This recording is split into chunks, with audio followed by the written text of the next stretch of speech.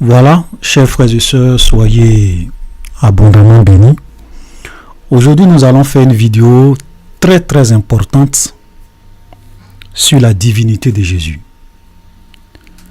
Et dans cette vidéo, c'est vrai que j'ai fait certaines vidéos déjà où j'ai parlé de la divinité de Jésus, mais nous allons plus faire une fixation, nous allons plus regarder les versets que souvent certaines personnes utilisent, des musulmans utilisent, certaines personnes utilisent pour démontrer et pour expliquer que Jésus n'est pas Dieu.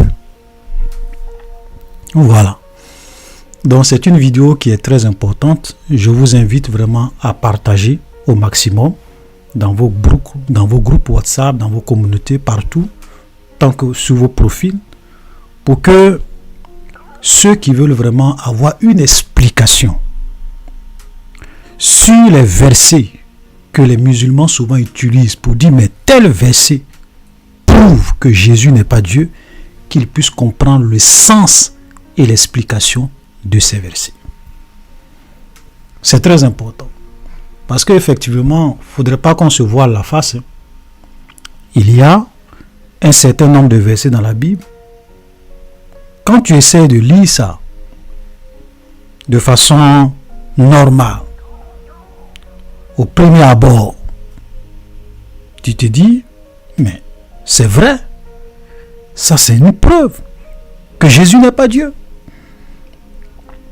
Voilà.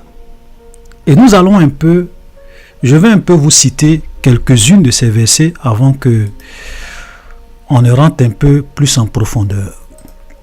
Par exemple, vous avez des musulmans qui vont vous citer Jean chapitre 17, le verset 3.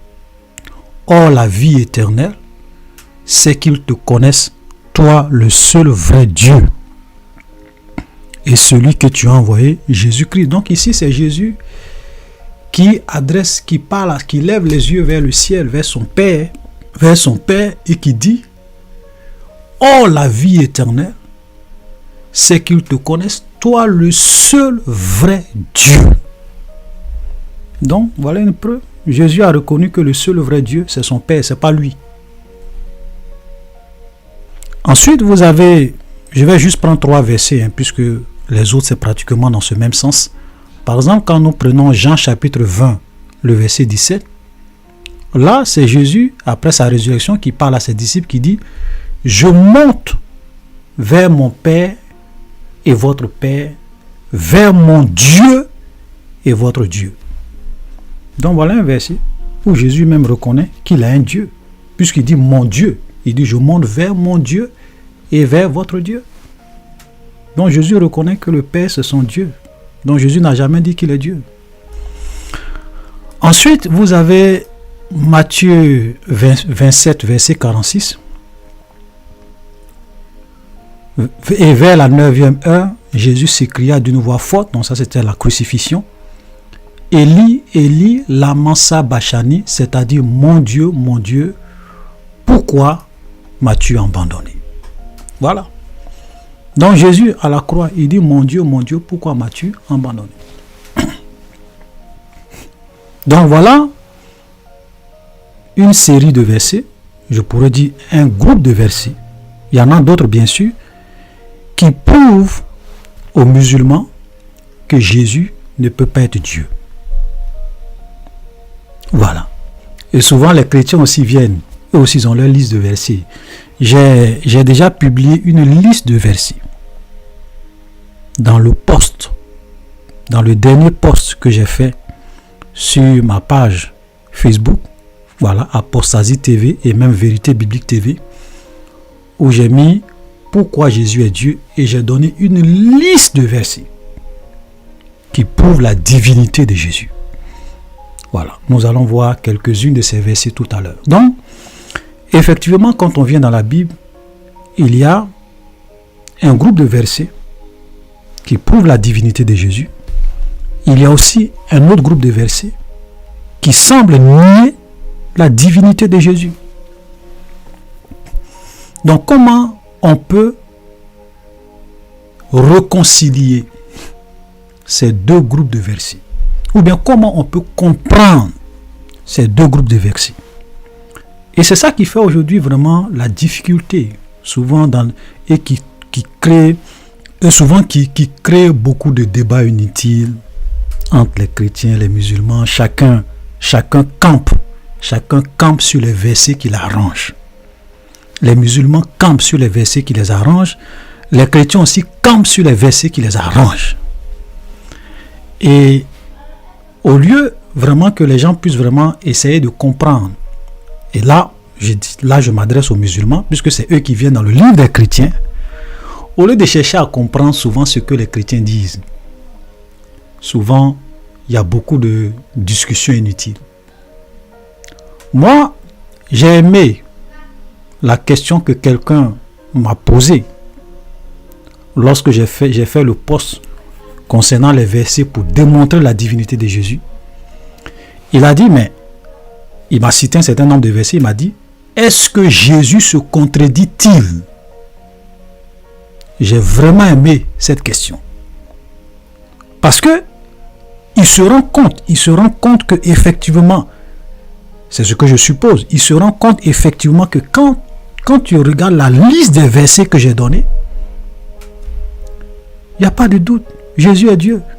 Mais quand lui aussi il regarde la liste des versets qu'il a, Jésus n'est pas Dieu. Donc est-ce que Jésus se contredit? Ça, j'ai trouvé que c'était quelqu'un qui a posé une bonne question dans le sens de comprendre. Le problème avec beaucoup de nos amis musulmans, c'est qu'ils ne sont pas suffisamment humbles. Ils sont vraiment gonflés à bloc. Ils sont souvent orgueilleux.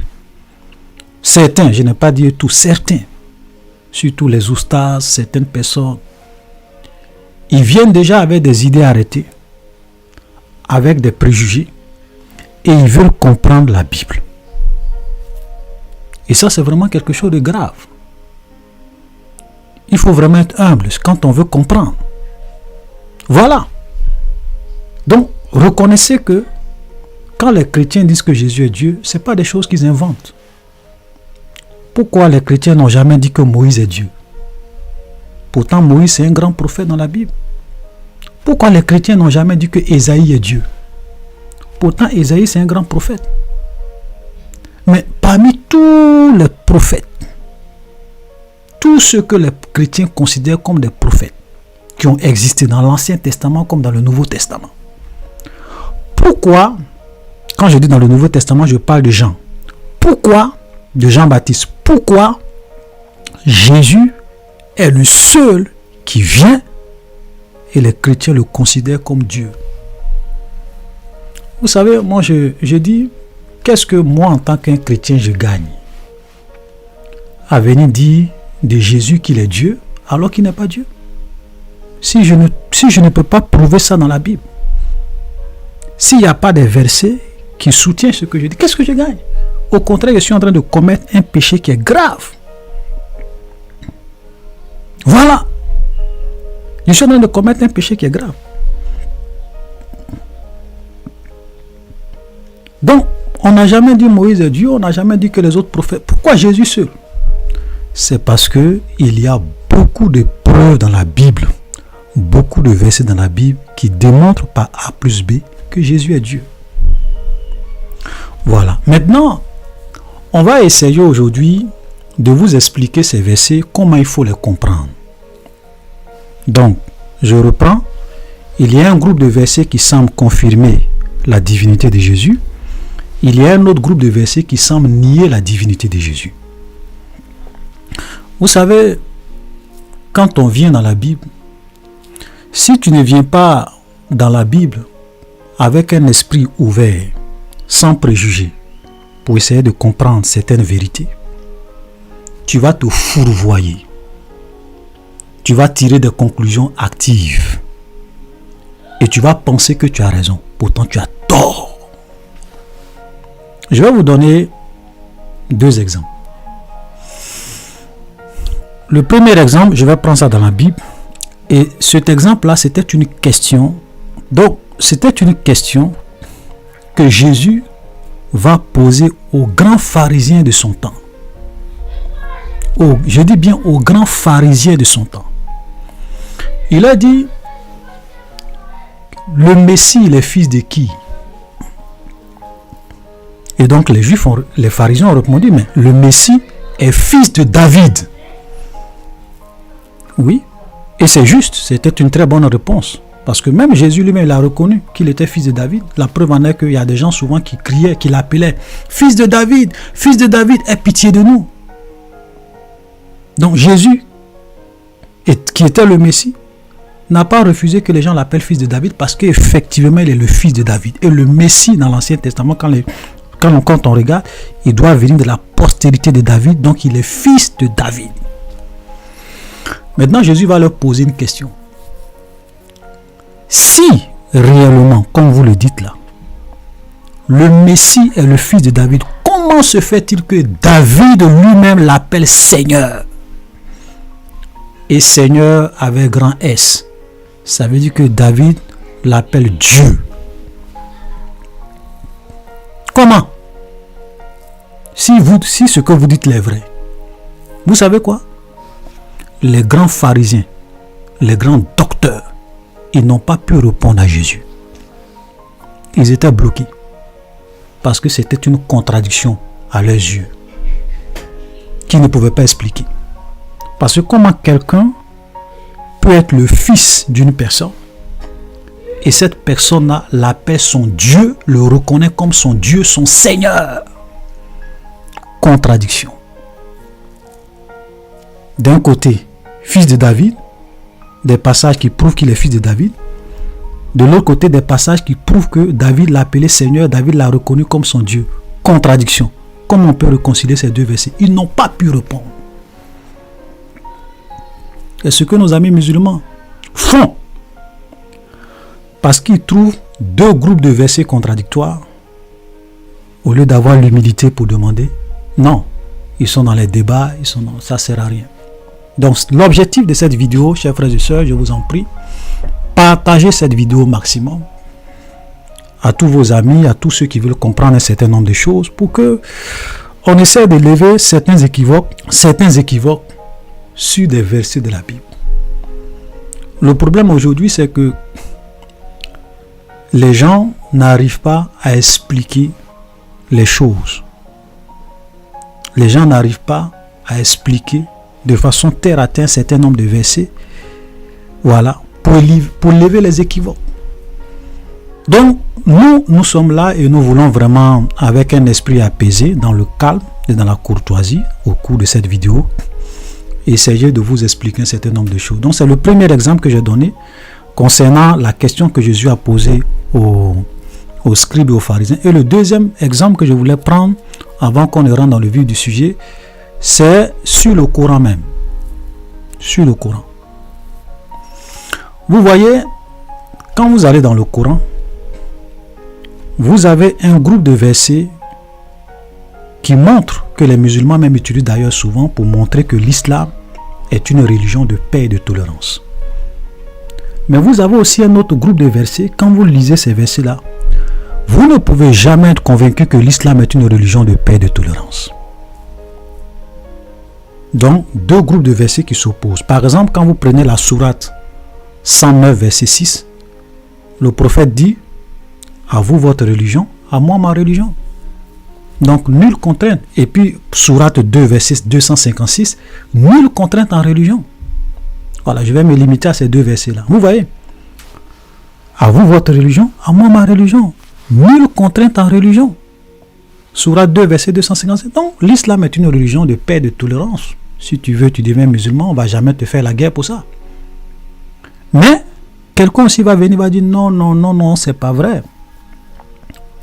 Vous ne pouvez pas, moi, me convaincre que l'islam est une religion de paix et de tolérance parce que quand je lis la sourate 5, verset 33, c'est une sourate de violence et de guerre. Quand je lis aussi la sourate 9, verset 29, où il est dit combattez tous ceux qui ne croient ni en Allah, ni en son messager, qui n'interdisent pas ce que Allah et son messager interdit et qui ne professent pas la religion de vérité, c'est-à-dire l'islam. Combattez-les. et même parmi les gens du livre, jusqu'à ce qu'ils payent la capitation après s'être humiliés. Donc, comment je fais pour réconcilier ces deux groupes de versets? Voilà un groupe de versets, religion de paix, de tolérance. Un autre groupe de versets, religion de guerre, de djihad, de violence. J'ai déjà fait toute une vidéo là-dessus pour expliquer comment il faut comprendre ces deux groupes de versets et quelle est la vérité, comment tout cela s'agence. Donc je ne vais pas reprendre ici puisque l'objectif c'est d'expliquer la divinité de Jésus. Mais c'était juste pour faire comprendre à nos amis musulmans que on peut aller dans le Coran et puis trouver des groupes de versets qui s'opposent et qui semblent se contredire. Lorsqu'on fait une lecture superficielle, sans chercher à rentrer dans le fond, sans chercher à comprendre le contexte, sans chercher à comprendre le sens de ces versets. Donc le vrai problème avec nos amis musulmans, c'est que ils viennent dans la Bible et ils font une lecture sélective de la Bible. Souvent, même quand tu discutes avec les musulmans, tu leur dis, mais voilà tel verset, tel verset, tel verset, tel verset qui prouve que Jésus est Dieu. Tu as l'impression que c'est comme si le monsieur, il fait semblant de ne pas voir ces versets. Il fait semblant de ne même pas regarder ces versets. Il fait semblant de ne même pas chercher à comprendre ces versets qui sont aussi clairs et qui démontrent que Jésus est Dieu. Lui, il est campé sur les versets qui l'arrangent. Donc les musulmans sont campés sur les versets qui l'arrangent. Les chrétiens aussi sont campés sur les versets qui l'arrangent. Donc aujourd'hui, nous voulons vraiment balayer le terrain et expliquer à ceux qui veulent comprendre. Vous savez, d'abord, quand vous êtes en train de discuter avec des musulmans, et ça les musulmans ne vont pas me contredire là-dessus, c'est que le musulman, c'est pas parce que il n'y a pas de versets dans la Bible qui ne montrent pas que Jésus est Dieu. Ils le savent. Ils voient qu'il y a vraiment des versets pour ceux qui sont sincères. Mais le seul problème, c'est que comme leur Coran, qui est leur livre de foi, le livre de foi, leur livre sacré, qu'ils considèrent comme étant leur livre saint, comme leur Coran leur dit que Jésus n'est pas Dieu, Jésus n'est pas une divinité, donc ils ne pourront jamais accepter, s'ils veulent toujours continuer à être des musulmans, ils ne pourront jamais accepter la divinité de Jésus. C'est ça qui est la vérité. Les musulmans ne vont jamais accepter que Jésus est fils de Dieu. Parce que le Coran dit que Dieu n'a pas de fils.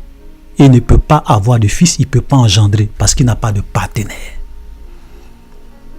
Voilà la vérité. Donc il faut d'abord se dire, et ça il faut qu'on soit clair là-dessus, que les musulmans ne vont jamais accepter ni que Jésus est fils de Dieu, ni que Jésus est Dieu, simplement parce que dans le Coran, c'est ce qui est confirmé, c'est ce que le Coran leur confirme. Ça c'est très important. Et donc, quand ils viennent dans la Bible, ils ne veulent que s'accrocher et s'attarder sur les versets qui soutiennent ce que le Coran dit. Ils ne veulent que vraiment comprendre et retenir que les versets dans la Bible qui pour eux nient la divinité de Jésus. Donc c'est souvent un discours de sourds. Voilà, c'est pour cela que moi je dis, souvent je ne perds pas mon temps à faire des débats inutiles. Voilà, comme souvent il y a d'autres qui veulent comprendre et souvent qui sont humbles, qui sont sages.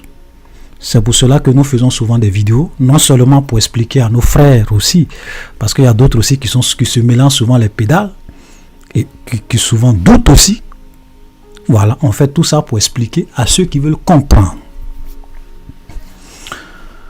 Donc, la première des choses qu'il faut comprendre quand on arrive sur Dieu, ça c'est très important, quand on arrive sur Dieu, il faut se rendre à l'évidence. Il faut se rendre à l'évidence que Dieu est un être qui nous transcende. Écoutez-moi très bien, parce que on est en train de rentrer un peu dans l'explication, et vous allez voir comment on doit comprendre les versets que les musulmans citent, voilà, pour nier la divinité de Jésus, alors qu'ils se trompent gravement. On doit comprendre que Dieu est un être qui nous transcende. Ça veut dire qu'il nous dépasse. C'est pas un être comme toi et moi. Avec Dieu, c'est pas 1 plus 1, 1 plus 1, 1 plus 1 égale à 1. Non. Parce que nous avons affaire à quelqu'un, on dit qu'il est omnipotent. Ça veut dire qu'il est tout puissant. Il est omniscient. Il est omniprésent. Il sait toutes choses et il est partout à la fois. Imaginez. Donc, nous avons affaire à un être infini. An infinite being. En anglais. Voilà, les Anglais vont dire an infinite being. Un être infini. Donc, quand on dit un être infini, ça veut dire qu'un être que tu ne peux pas saisir, qui te dépasse. On ne peut pas mesurer, on ne peut pas quantifier, on ne peut pas limiter. C'est pour cela que souvent, quand on regarde le Dieu du Coran a beaucoup de limites. Par exemple, il ne peut jamais prendre une forme humaine ou bien une forme angélique et se manifester ou bien venir dans sa création. Donc c'est déjà une limite de Allah. Si on écoute bien les musulmans, parce que souvent ils disent que non, comment Dieu peut-il venir dans sa création, se faire massacrer par sa créature. Donc Allah a des limites. Même dans le Coran, des anges peuvent prendre une forme humaine ou bien une forme angélique. Voilà, parce que quand l'ange, d'après eux-mêmes, Djibril, est venu se présenter à Marie, il s'est présenté à Marie sous la forme d'un homme parfait. C'est-à-dire que même les anges peuvent se manifester à un homme sous la forme d'un ange parfait, mais Allah lui peut pas. Donc Allah n'est pas un être qui est infini, à qui rien n'est impossible, qui peut faire ce qu'il veut et qui n'a pas de limite. Il y a des choses que Allah ne peut pas faire. Le Dieu de la Bible n'est pas comme ça. Et ça, vous avez besoin de comprendre. Donc, le Dieu de la Bible est un être qui est infini. Donc, et un être qui est omniprésent, c'est-à-dire partout en même temps. C'est pour cela que Jésus pouvait être sur la terre. Il est Dieu, il est sur la terre. Il se manifeste dans un corps sur la terre. On le voit, il passe. On dit voilà Dieu ou le Fils de Dieu. J'ai déjà fait une vidéo pour expliquer c'est quoi le terme Fils de Dieu. Parce que souvent on dit Jésus est Fils de Dieu et Jésus en même temps est Dieu. Parce que le terme Fils de Dieu, ça a une signification. Même dans la Bible, Adam est appelé Fils de Dieu.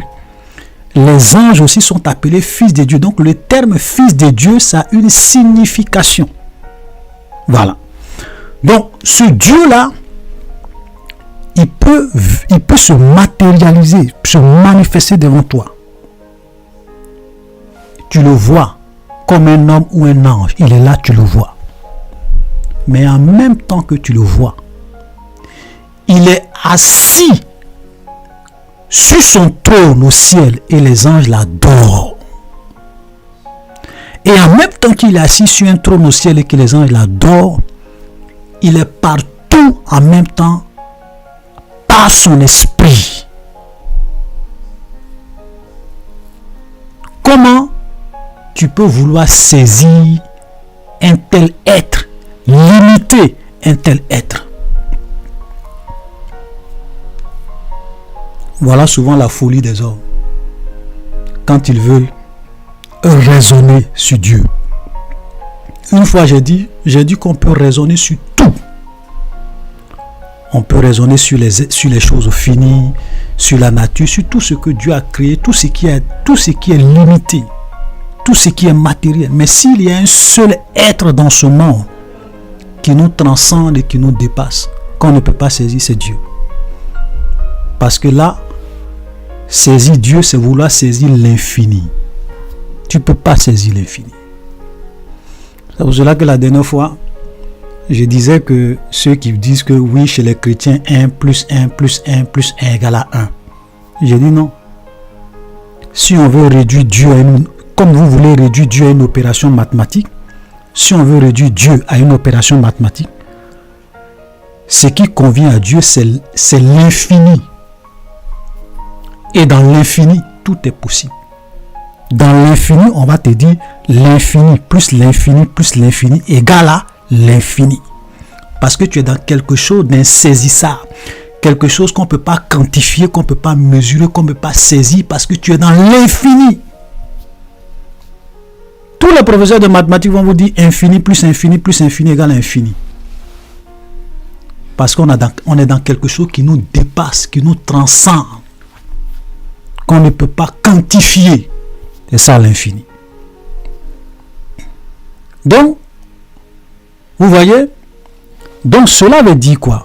Pourquoi je donne toutes ces explications? Pour vous dire que Dieu est venu dans ce monde, il a pris une forme humaine, un corps mortel. Il a fait exprès. Il pouvait prendre un corps immortel. Mais il a décidé de se former un corps. Et nous voyons cela dans Hébreu. Tu n'as voulu ni holocauste ni sacrifice. Et tu m'as formé un corps. Là, c'est le fils qui parle au Père. Il dit, tu m'as formé un corps. Et donc, je suis venu dans ce monde. C'était pour un objectif, pour un but. Dieu ne fait rien sans but. Si Dieu décide de prendre un corps humain, c'est pour un but. Donc, il est venu dans ce monde, il était dans un corps mortel. Mais c'était Dieu dans un corps mortel. Écoutez-moi très bien. Donc, Dieu prend dans un corps mortel, il se matérialise, tu le vois, c'est Dieu qui est là. En la personne du Fils. Ce même Dieu est assis sur son trône dans le ciel, il est adoré en tant que le Père. Et en même temps qu'il est assis comme ça au ciel, en tant que le Père, toujours être en train d'être adoré par les anges, il est par son esprit, il est partout en même temps. Comment tu peux saisir un tel être? Voilà les trois personnes de la Trinité. Pour comprendre ces versets que je viens de citer, que les gens utilisent pour nier la divinité de Jésus, il faut simplement comprendre que le Dieu de la Bible est un seul Dieu et unique Dieu. Mais il se manifeste en trois personnes distinctes. Le Père, le Fils et le Saint-Esprit. Ce n'est pas trois dieux.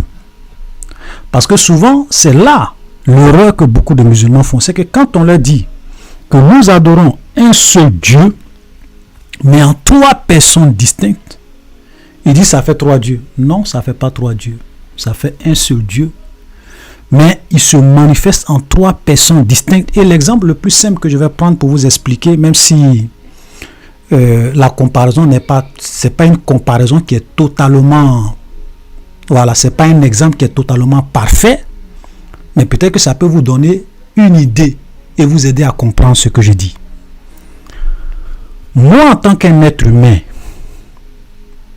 je suis constitué de trois parties. J'ai un esprit, j'ai une âme et j'ai un corps. Mon esprit, ce n'est pas mon âme. Mon âme, ce n'est pas mon corps. Trois parties distinctes. Mais ce n'est pas parce que je suis un seul être avec trois parties distinctes qu'on va dire que je suis trois personnes. Non. L'homme est constitué d'un esprit, d'une âme, d'un corps. Mais ce n'est pas pour autant qu'on va dire que ça fait trois personnes. Non, c'est la même et unique personne, mais avec trois parties distinctes. Quand la Bible dit que l'homme a été créé à l'image de Dieu, ça veut dire beaucoup de choses, mais c'est aussi ça. Le fait que Dieu soit une trinité, Et que l'homme aussi soit... L'homme n'est pas une trinité, mais l'homme, lui, il est constitué de 3 parties. C'est pour cela que je fais cette comparaison, peut-être pour vous aider à comprendre, même si ce n'est pas parfait. Vous comprenez? Donc souvent, quand on dit « nous adorons un seul Dieu », en 3 personnes distinctes, le Père, le Fils et le Saint-Esprit, vous dites « ça fait 3 dieux ». C'est comme si quelqu'un aussi vient vous dire « l'homme est constitué d'un esprit, d'une âme et d'un corps ». Mais pourquoi vous ne dites pas que ça fait 3 personnes? Pourquoi vous ne dites pas que ça fait 3 personnes? Vous voyez? Donc tout est une question de bonne volonté, de compréhension, pour éviter les débats inutiles. Nous avons cité tout à l'heure Jean 17, verset 3.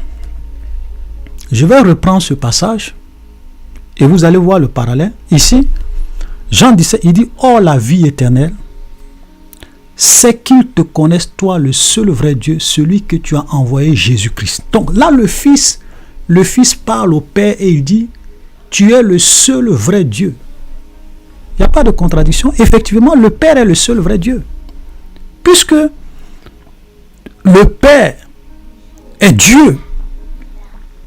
Donc le Fils, étant même Dieu, peut regarder le Père et lui dire « Tu es le seul vrai Dieu. » Il peut regarder le Père et dire « Tu es Dieu. » Il peut regarder le Saint-Esprit et dire que tu es Dieu.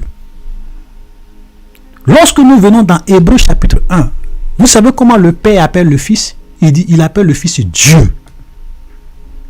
C'est pour cela, vous voyez, la Bible est extraordinaire. Ça dit que ceux qui veulent comprendre, vous allez comprendre. Regardez, Hébreux 1, le verset 8. Mais il est dit au Fils. Quand on dit il dit au Fils, là, qui dit au Fils? C'est le Père qui parle ici, au Fils. Jean 17, 3, c'est le Fils qui parle au Père et le Fils dit au Père, tu es le seul vrai Dieu. Ici, c'est le Père qui parle au Fils. Il dit au Fils, ton trône, ô Dieu, est éternel. Le sceptre de ton règne est un sceptre d'équité. Comment vous pouvez comprendre ça? Le Père appelle le Fils Dieu. Le Fils aussi appelle le Père Dieu. C'est la vérité. Parce que c'est le même Dieu, mais 3 personnes distinctes. Donc, le Fils, lui, peut regarder le Père, même prier le Père. Parce que quand on dit prier, ça veut dire quoi? Prier, c'est simplement une communication. La prière, c'est une communication. Ce n'est pas seulement dans le sens de l'adoration. Non, non, non, c'est une communication. Quand je prie, je parle à Dieu. Voilà. Ça peut prendre la forme d'une adoration, ça peut prendre la forme d'une simple communication. Donc, le Père peut regarder le Père et dire, tu es Dieu, tu es le seul vrai Dieu. Ce n'est pas faux, puisqu'il y a un seul vrai Dieu. Le Père est Dieu, le Fils est Dieu, le Saint-Esprit est Dieu. Il ne se contredit pas. Maintenant, le Père aussi regarde le Fils et il lui dit, tu es Dieu. Et même lorsque nous lisons 1 Jean, lorsque nous lisons 1 Jean chapitre 5, le verset 20, voilà, c'est toujours le même Jean qui écrit encore dans 1 Jean chapitre 5, voilà ce qu'il dit. Il dit, nous savons aussi que le Fils de Dieu est venu et qu'il nous a donné l'intelligence pour connaître le véritable. Et nous sommes dans le véritable en son Fils Jésus-Christ. C'est lui qui est le Dieu véritable et la vie éternelle. Donc, il y a combien de vie éternelle? Il y a combien de véritables dieux? Le Fils dit que le Père est véritable Dieu. Le Père dit que le Fils est véritable Dieu. Qui est le véritable Dieu alors? C'est pour cela que nous disons que Dieu nous transcende. Tu ne peux pas limiter Dieu à ta réflexion, à tes raisonnements. Tu ne peux pas limiter Dieu à tes calculs mathématiques, à ta rhétorique. Tu vas t'égarer. Je vais encore prendre un autre verset toujours dans Hébreu. Le verset suivant. C'est-à-dire que le verset 9. Regardez. Et vous allez voir une expression que les musulmans ne vont jamais vous expliquer. Ou du moins, ils vont toujours refuser de voir ce verset. Hébreu chapitre 1, le verset 9 dit quoi? Tu as aimé la justice. Tu as haï l'iniquité. C'est toujours du Fils. Hein? Dieu est toujours en train de parler au Fils. Il dit, tu as aimé la justice. Tu as haï l'iniquité. C'est pourquoi, ô Dieu, ton Dieu t'a oint d'une huile de joie au-dessus de tes égaux. l'expression « Oh Dieu, ton Dieu t'a oint ». Comment tu expliques ça? Dieu, on dit « Oh Dieu » avec grand D, et on dit « Ton Dieu t'a oint ». Ça veut dire que celui qui a écrit sous l'inspiration de l'Esprit de Dieu, le livre des Hébreux, déjà les gens comprenaient que Dieu est une trinité. Un seul Dieu, mais en trois personnes distinctes. Le Père, le Fils et le Saint-Esprit. Regardez même quand tout à l'heure on a lu Matthieu 26, le verset 46, lorsque Jésus était à la croix, il dit « Mon Dieu, pourquoi m'as-tu abandonné ?» Regardez, je peux vous poser une question. Pourquoi Jésus n'a pas dit « Mon Dieu, pourquoi m'as-tu abandonné ?» Pourquoi il n'a pas dit « Mon Dieu, 3 fois ?» Pourquoi il n'a pas dit 2 fois? Bon, pourquoi il n'a pas dit 3 fois? Il n'a pas dit 4 fois. Il n'a pas dit une seule fois. Parce que le Fils étant la deuxième personne de la Trinité, il s'adresse aux deux autres personnes de la Trinité. Mon Dieu, le Père, le premier Dieu, mon Dieu, le Saint-Esprit, le deuxième Dieu dans la phrase, pourquoi m'as-tu abandonné? Pourquoi il ne dit pas pourquoi m'avez-vous abandonné? Parce que c'est un seul Dieu, mais en trois personnes distinctes. Comme on appelle, le Fils est en train de mourir, s'adresse au Père, il s'adresse au Saint-Esprit et il dit mon Dieu, 2 fois. Tout ça, ce sont des mystères dans la parole de Dieu, des choses que Dieu a besoin d'ouvrir vos yeux pour que vous puissiez comprendre. Donc, tout s'explique. C'est pas la philosophie, c'est pas la rhétorique, c'est pas le raisonnement. La Bible ne se contredit pas. Les choses, ça s'agence et ça s'explique. C'est parce que vous refusez de reconnaître la doctrine de la Trinité que vous avez tant de difficultés. Parce que vous refusez de croire que nous adorons un seul Dieu en trois personnes distinctes. Mais ce n'est pas trois dieux, c'est un seul Dieu. Voilà. Il y a même d'autres groupes qu'on les appelle les modalistes, ceux qui croient en la doctrine, qu'on appelle la doctrine du modalisme. Eux aussi vont te dire que ce n'est pas trois personnes distinctes, c'est un seul Dieu en une seule personne, mais qui joue plusieurs rôles. Ça, c'est pas juste. Si vous pensez comme ça, toutes ces doctrines, moi, je les connais. Je sais de quoi c'est quoi. Mais la vraie doctrine biblique, ça commence même depuis Genèse. Il dit, faisons l'homme à notre image. Déjà, on voit un pluriel. Même Elohim, pluriel. Mais c'est un seul Dieu. C'est pour cela que souvent, il y a d'autres, pour ne pas trop se fatiguer, ils vous disent que non, c'est un mystère. C'est un mystère. On saisit ça par la foi. Voilà. Mais on essaie de vous expliquer comme ça, simplement pour que vous puissiez comprendre. Voilà. Donc, vous voyez que une fois qu'on vous a donné ce genre d'explication, donc il n'y a pas de contradiction lorsque Jésus dit à son Père, tu es le seul vrai Dieu. Oui, il y a un seul vrai Dieu. Et le Père aussi, le Père est Dieu. Donc si le Fils dit au Père, tu es le seul vrai Dieu, c'est vrai. Si le Père aussi dit au Fils que tu es le seul vrai Dieu, c'est vrai. Si le Saint-Esprit dit au Père, tu es le seul vrai Dieu, c'est vrai. Si le Fils dit au Saint-Esprit, tu es le seul vrai Dieu, c'est vrai. Il n'y a pas de contradiction parce qu'il y a un seul vrai Dieu, mais qui se manifeste en trois personnes distinctes. Voilà la vérité. Donc vous voyez que tous les versets que vous citez, ça s'agence. Même quand le Fils dit, je monte vers mon Père, vers votre Père, vers mon Dieu, vers votre... Mais, oui. Le Fils peut dire, le Père est mon Dieu. Qu'est-ce qui est contradictoire? Tout à l'heure, on a vu que le Fils appelle le Père Dieu. Le Père aussi appelle le Fils Dieu. Il n'y a pas de contradiction. Voilà. Et l'une des difficultés, et ça, même après toutes ces explications, vous allez trouver qu'il y a des gens qui vont toujours trouver difficile de comprendre. Et moi, ça ne va jamais m'étonner. Pourquoi? Parce que Dieu nous transcende. Dieu nous dépasse. C'est ce que je disais tout à l'heure. Dieu, il est là. Il se matérialise devant lui, tu le vois. C'est pas autre chose, c'est Dieu qui est là. Mais en même temps qu'il est là, il est assis au ciel. Les anges l'adorent en tant que le Père. En même temps qu'il est assis au ciel, il est partout en même temps par son esprit. Le Père, le Fils et le Saint-Esprit. Comment tu peux saisir, comment tu peux réduire un tel Dieu à un être humain comme toi? Un être humain comme toi. Souvent les musulmans vont vous dire oui, mais quand Jésus était dans le ventre de Marie, là, qui dirigeait le monde? Boy. Quelqu'un qui est partout. Toi, tu dis que quand Jésus était dans le ventre de Marie, là, qui dirigeait le monde? C'était Dieu qui dirigeait le monde. Parce qu'il n'est pas limité par le temps et par l'espace. Tu peux le voir petit bébé. Oui, c'est Dieu qui est là. Mais il est aussi assis au ciel. Tu vas penser que ça fait 3 êtres, ou bien ça fait 3 dieux. Tu te trompes.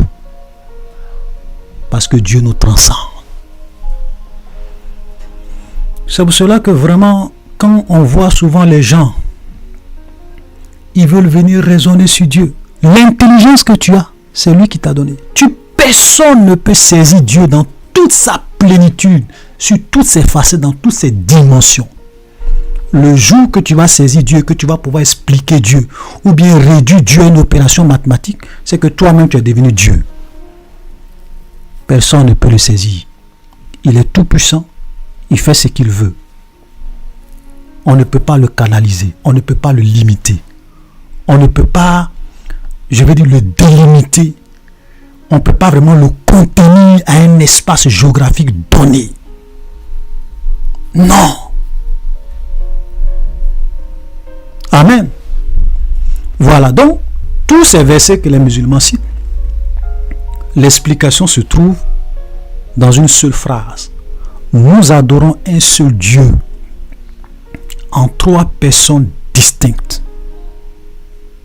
Le Père, le Fils, le Saint-Esprit. Le Père en tant que personne n'est pas le Fils. Le Fils en tant que personne n'est pas le Saint-Esprit. Mais c'est un seul et unique Dieu. De la même manière que l'homme, tu as l'esprit, tu as l'âme et tu as le corps. Ça fait une seule personne, ce n'est pas 3 personnes. C'est des mêmes choses, un seul Dieu en 3 personnes distinctes. C'est très important. Et vous voyez, je vais simplement terminer, parce que la dernière fois, j'ai cité un certain nombre de versets. Lorsque nous lisons Ésaïe 44, le verset 6. C'est Dieu qui parle. Il dit, je suis l'alpha, non, je suis le premier et le dernier. Hors moi, il n'y a point de Dieu. Il est le premier et le dernier.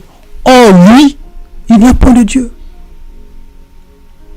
Jésus vient dans Apocalypse chapitre 1, le verset 18. Il dit à Jean, moi je suis le premier et le dernier.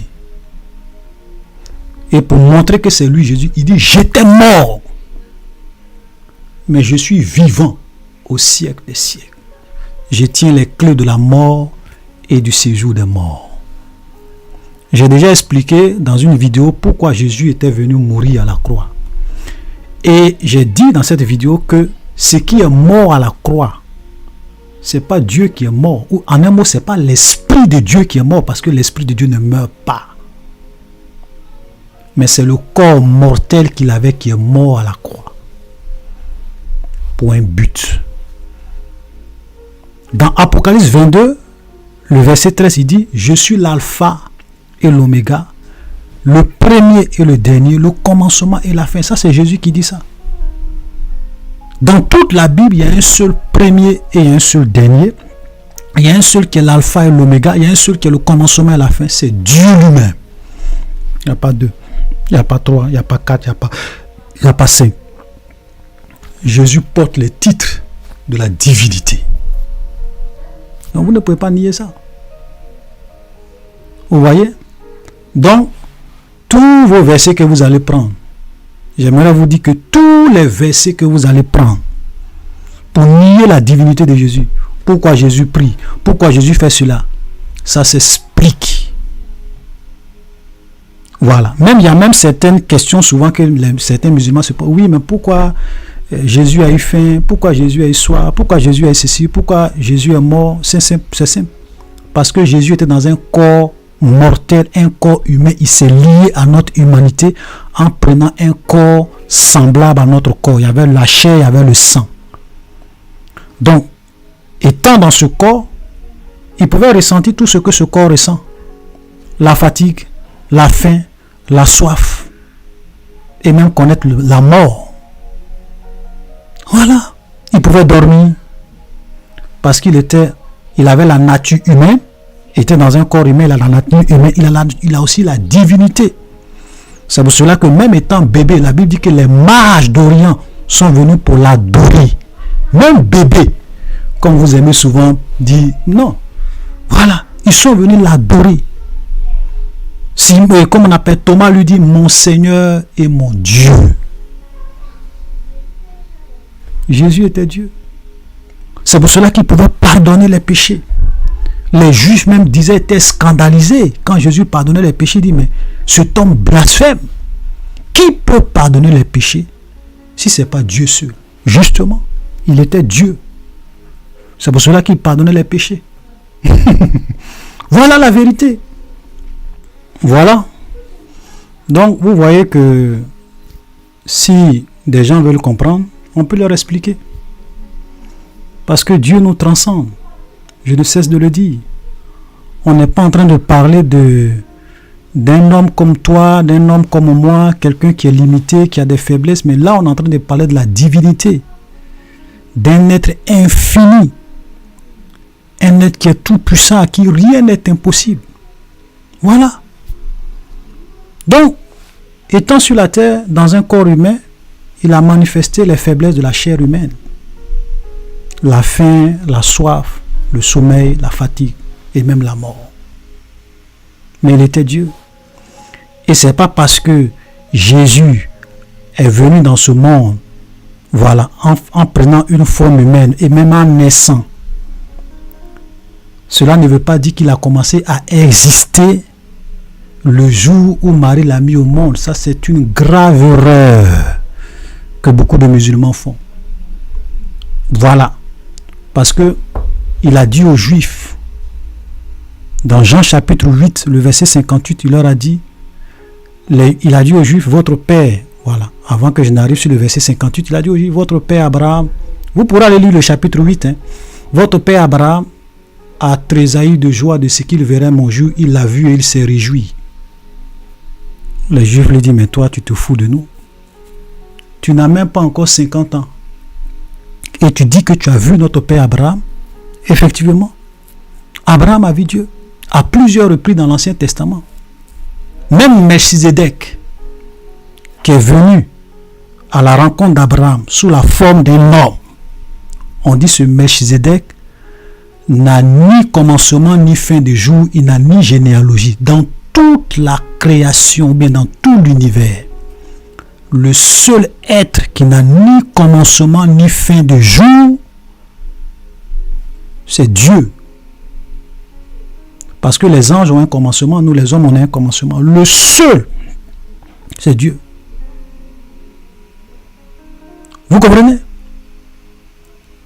Les Juifs lui disent, mais tu n'as pas encore 50 ans, tu dis, tu as vu notre père Abraham. Il dit, en vérité, je vous le dis, avant que votre ancêtre de vos ancêtres, Abraham, avant qu'il ne fût, moi je suis. Ils ont pris des pierres et ils ont voulu le lapider.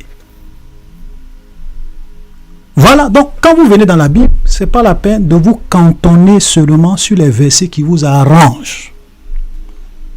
Il ne faut pas faire une lecture sélective de la parole de Dieu.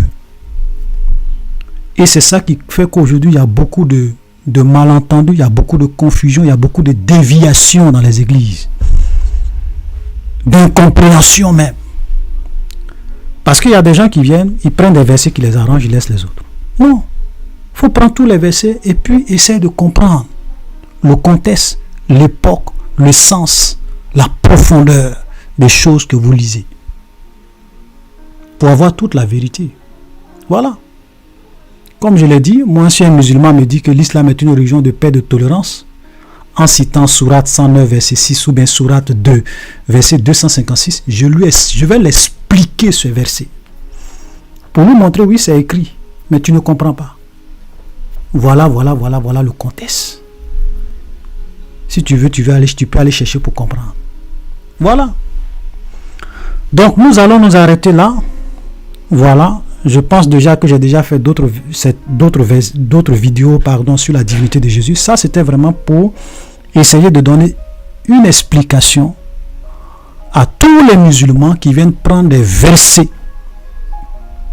qui pour eux contredit la divinité de Jésus, alors qu'en réalité, ils se trompent gravement. Et comme Jésus l'a dit à certains groupes religieux de son temps, il dit, vous ne comprenez ni les Écritures, ni la puissance de Dieu. Parce que ces gens-là pensaient que à la résurrection, ils allaient pouvoir se marier avec des femmes. Comme les musulmans qui pensent que quand ils vont aller au paradis, ils vont aller trouver les 72 houris, les femmes vierges qui sont tout éternellement vierges. Après chaque rapport, elles deviennent vierges. Ça, c'est l'islam. J'aimerais vous dire, vous êtes dans l'erreur, comme Jésus l'a dit, parce qu'à la résurrection des morts, il n'aura pas de rapport sexuel. Donc, shalom, et à la prochaine, soyez bénis, partagez au maximum cette vidéo, et que le Seigneur nous garde. À la prochaine.